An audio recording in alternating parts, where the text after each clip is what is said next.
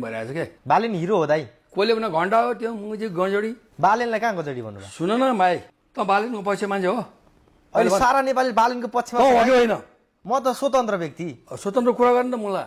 हर्के सामाङको कुरा गर्न हर्क सम्पाङ पनि राम्रा व्यक्ति हुन् हर्को कुरा निकाल्यो मुजीको छोड तपाईँ पनि जेनजीको आन्दोलनमा जानुभयो है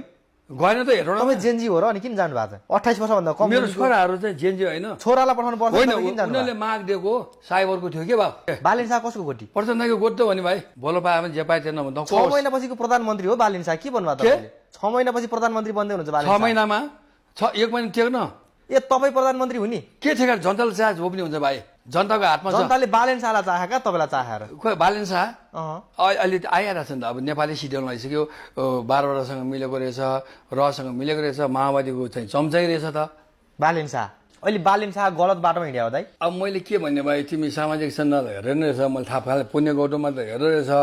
यो सारा नेपालीहरूले हर्क सम्पाङ र बालेन शाहलाई चाहिँ एकदमै आशा गरे व्यक्ति